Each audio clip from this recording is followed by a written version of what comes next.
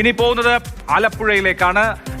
ആലപ്പുഴ ഒരു വിപ്ലവ മണ്ണാണ്, പക്ഷേ ടൈറ്റ് ആയിട്ടുള്ള രാഷ്ട്രീയ പോരാട്ടത്തിറക്കുന്ന മണ്ണുമാണ്. ആലപ്പുഴയിൽ സിറ്റിംഗ് MLA PP ചിത്തരഞ്ജന് എത്ര മാർക്ക്?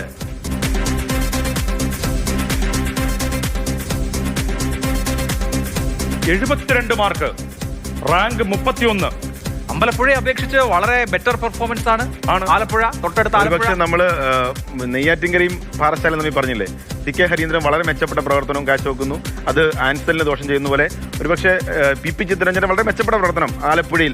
തോമസ് ഐസക് മാറി വന്ന ആളാണ് ചിത്തരഞ്ജൻ. തോമസ് ഐസക്കുമായിട്ട് കമ്പയർ ചെയ്തു. ചിത്തരഞ്ജൻ മുഴുവൻ സമയം മണ്ഡലത്തിൽ ലൈവാണ്, മുഴുവൻ സമയം മണ്ഡലത്തിൽ ആളുകളാണ്. പിന്നെ ഈ പറഞ്ഞ എല്ലാവരെയും വളരെ സ്നേഹത്തോടെ ചേർത്ത് പിടിക്കുന്ന ചെറിയൊരു മണ്ഡലമാണ്. ചെറിയൊരു മണ്ഡലമാണ്, ഇടതുപക്ഷത്തിന് മുൻതൂക്കമുള്ള മണ്ഡലമാണ്.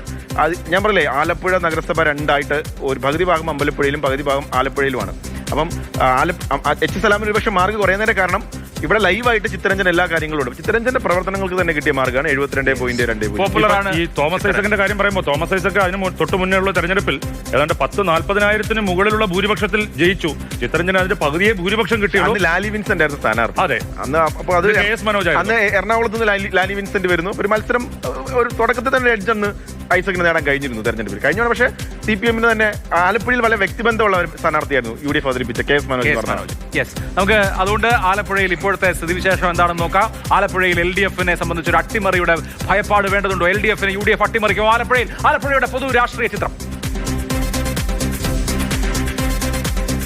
ഇല്ല, അമ്പലപ്പുഴ പോലെ LDF പേടിക്കേണ്ടതില്ല ആലപ്പുഴയിൽ എന്നാണ്. 51.20, UDF 38.24, 12.96 ലീഡ്. 12.96 ലീഡ് എന്ന് പറയുന്നത് മെച്ചപ്പെട്ട ലീഡാണ്, വിജയം ഉറപ്പിക്കാവുന്ന ലീഡാണ്. അതെ, വിജയം ഉറപ്പിക്കാവുന്ന ലീഡാണ്. ഇപ്പൊ അമ്പലപ്പുഴയിലേക്ക് UDF-ലെ നിരവധി നേതാക്കൾ മത്സരിക്കാൻ ആഗ്രഹം പ്രകടിക്കുമ്പോഴും ആലപ്പുഴയിലേക്ക് ഒരു പേര് ഉയർന്നു കേൾക്കുന്നില്ല.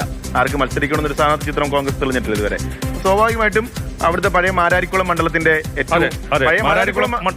വലിയൊരു ഭാഗമാണ് ആലപ്പുഴയിലുള്ളത്. ഇടതുപക്ഷത്തിന് വലിയ സ്വാധീനമുള്ള മണ്ഡലമാണ്. അവിടെ സ്വാഭാവികമായും കിട്ടാവുന്ന ഒരു ഭൂരിപക്ഷമാണ് MLA-യുടെ പ്രവർത്തനം വെച്ച് നോക്കുമ്പോൾ. പിന്നെ ആലപ്പുഴയിൽ എന്തെങ്കിലും അത്ഭുതത്തിന് പ്രസക്തിയില്ല. അല്ല, ഈ സർക്കാരിന്റെ കാലത്ത് ഒരുപാട് വികസന പ്രവർത്തനം നടന്നിട്ടുണ്ട് അവിടെ.